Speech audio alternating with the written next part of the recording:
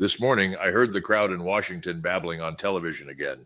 They are selling you a cruel deception. They say this campaign will only last 4 to 5 weeks or maybe a bit longer. Pure stupidity. History has proven this. Look back at Operation Rolling Thunder in Vietnam. They promised to bomb the enemy back to the Stone Age in a matter of weeks. The result was a catastrophe. Now the Uniparty and the neocons want to repeat that exact script. They think they can just send in a few stealth bombers and wipe out a nation's entire ballistic missile capability.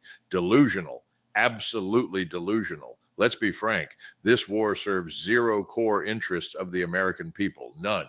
It only serves the greed of the globalists and the donors of the military-industrial complex. We are throwing the blood of American youth into a bottomless furnace. The truth is, 6 American service members have already been killed in these strikes. 3 U.S. jets were shot out of the sky by Kuwaiti air defenses in a complete tactical mess of friendly fire. That is just the beginning of a bloody meat grinder that the Beltway elites are desperately trying to hide. It's finished. It's over. The promises of a quick victory evaporated on day one. Look at the battlefield reality through the lens of physics, not through empty speeches. You cannot destroy a missile program built deep underground using only air power. Impossible. Math and geography do not allow it. The Pentagon is trying to recreate the Great Scud missile hunt in Iraq in 1991 during Desert Storm. Back then, we failed miserably with a remarkably low success rate. And now, the enemy possesses the largest and most diverse ballistic missile arsenal in the Middle East. They have systems like the Fateh 110, Qam-1, and the Shahab-3, with ranges up to 2,200 miles. They are hidden in hardened underground facilities. They can be broken apart into smaller pieces for easy smuggling and mobile deployment. CENTCOM brags about using B-2 stealth bombers dropping 2,000-pound bombs on these hardened sites. But finding and destroying all of them from the air is a fool's errand. How many sorties can the U.S. Air Force fly a day? B-2 stealth bombers and F-35 fighters are not invincible. They require massive maintenance. They require logistics. Meanwhile, the enemy's defense industry has proven adept at quickly restarting production lines. What is the truth? Logistics is king. We are running out of 155-millimeter artillery shells. Our power grids and forward operating bases are exposed to incoming fire.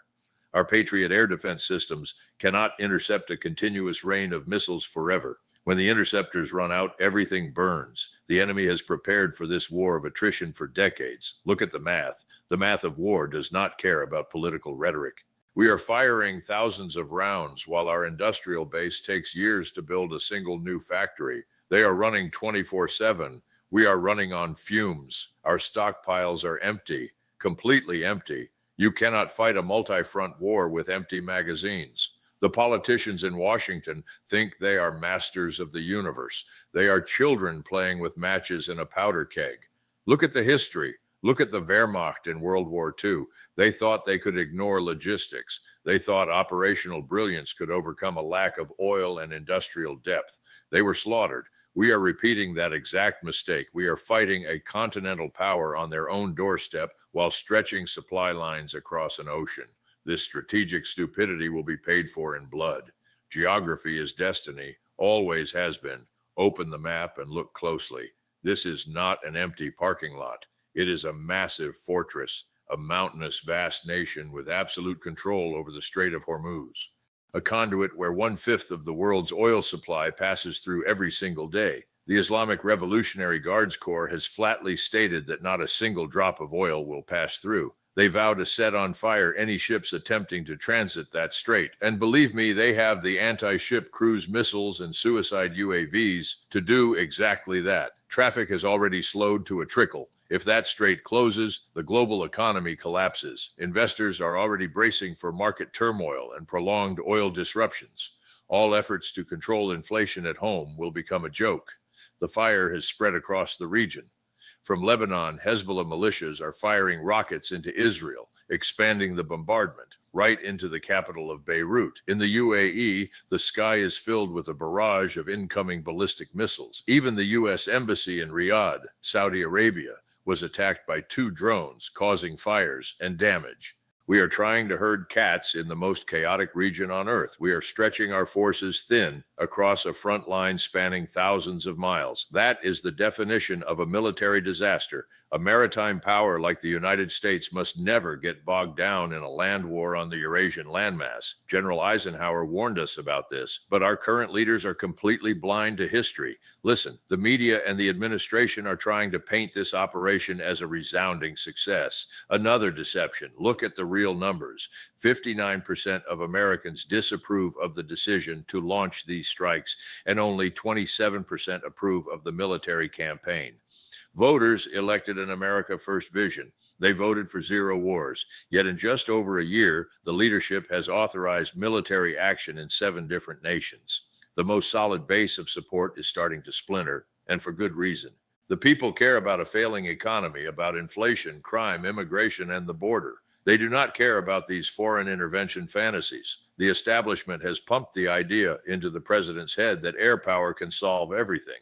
But to completely eliminate underground missile facilities, sooner or later, you need boots on the ground. The Secretary of State himself admitted U.S. ground troops remained an option.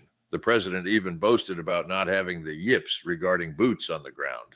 And as the body bags continue to come home, the political pressure will crush them. The politicians thumping their chests in support of this war will soon pay the price in the midterms. The Uniparty is using the blood of American youth to serve a hopeless geopolitical goal. History proves this clearly. Interventions in the Middle East have bedeviled generations of presidents. From Jimmy Carter's failed hostage rescue operation in 1980 to the deeply unpopular catastrophic quagmires in Iraq and Afghanistan under George W. Bush. Every unprovoked intervention in the Middle East leads to a humiliating end. Ultimately, what is the purpose of all this? What is the end state we desire? The crowd at the Pentagon cannot provide a clear end game. They only have pathetic knee-jerk tactical reactions. Can the U.S. completely destroy the enemy's military infrastructure? No, never. We do not have enough smart munitions. We do not have the capability to maintain continuous ISR over a vast airspace filled with deadly integrated air defense systems. The enemy is very patient. Their top leaders remain defiant. They have explicitly stated they are prepared for a long war. They will absorb the initial strike. Then they will unleash the most brutal strategy of attrition. They will hit our logistical weak points. They will disrupt the oil supply.